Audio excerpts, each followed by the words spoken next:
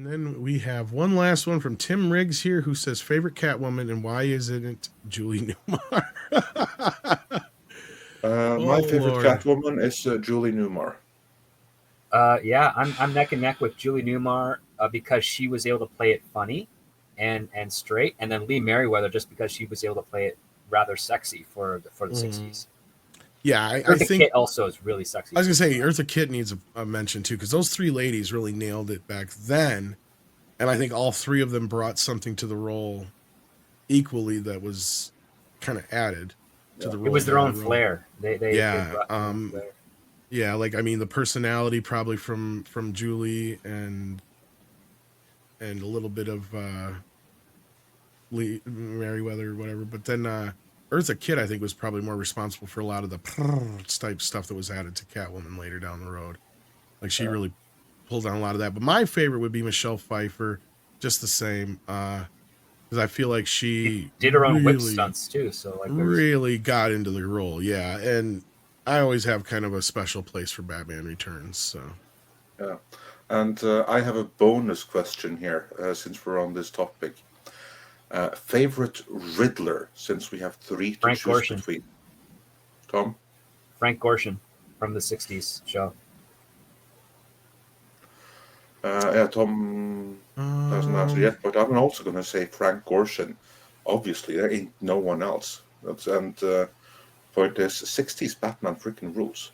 Yeah, it does. I do like what they did with him in the animated series, though, because that was kind of a perfect... Yeah, okay, fine. I should have said John Glover's great, but he only had like 4 appearances. Sadly. I know, it's not many, unfortunately. And then, like, Jim Carrey I didn't hate, though, because he was basically just doing Gorshin on crack.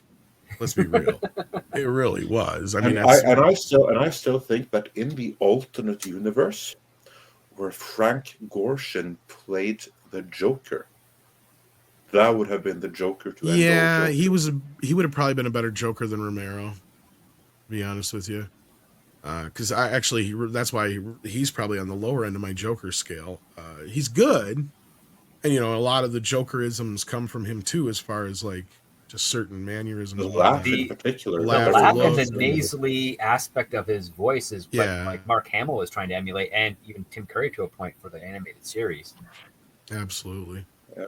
Oh, this was a good suggestion here. The wheels on the bus run over J.J. Abrams versus David Tennant would have been. There's a lot of great actors who would be a great Riddler, but for some reason he's ignored constantly. That's what I was pissed about Dark Knight Rises. It was like, why didn't we go to Riddler and Penguin next? That was the logical place to go. I would argue that Tennant would be a better Joker. Maybe so. Smith would be a better Riddler.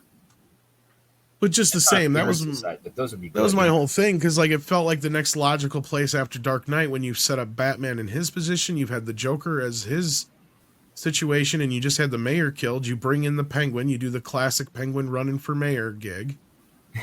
At the same time, you have the Riddler, he's like the Joker, but he's worse because he's concentrated. He's not chaotic. He knows exactly what he's up to, and he's smart. And the only thing that you can ever say that Bruce Wayne outsmarts him on is that it's his own ego that gets in the fucking way every time.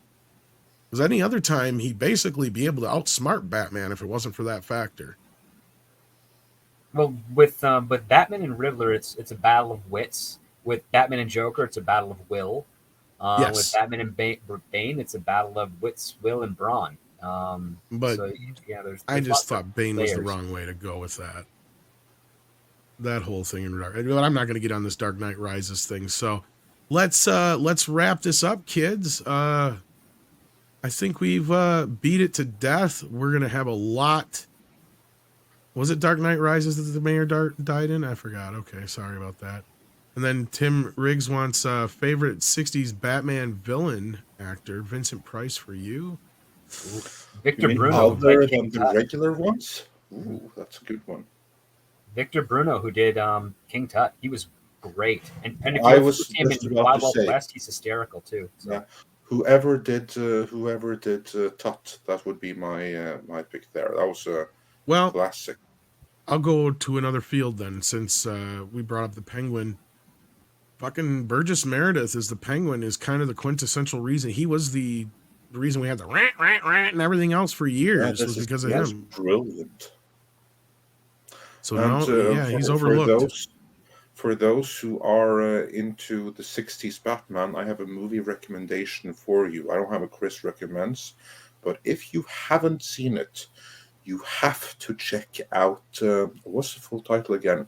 Like The Return to Batcave, The Misadventures of Adam and Bert, which is basically like this movie where you have the real life Adam West and Bert, whatever his name is, Frank Gorshin and Julie Newmar are still there. Yeah, I think I have this on DVD. They basically they reprise their roles as fictional versions of themselves, investigating like a modern day mystery with the Batmobile. That's cool. But what's really amazing is that then you have these flashbacks, which is the making of the original Batman series, with then, of course, young actors playing young versions of it.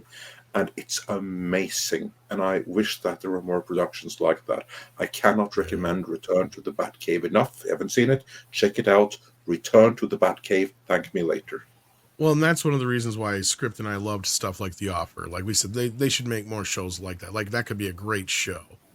Like, the story behind the making of the Batman show alone was interesting enough, to fill out a season of a show like that. I think it'd be interesting to see more of. But yeah, it's available. It was available on DVD, but I don't know how available it is anymore. This is why you need to preserve physical media. It might be on YouTube, I bet. Wouldn't be surprised. And speaking of villains, somebody who does need a shout out, it was really cool to get Shatner himself. It's Two-Face. In the cartoon, yeah. In the cartoon. Yeah, and I just love the idea of that, of them continuing the story of the animated series in the 60s Batman in animation.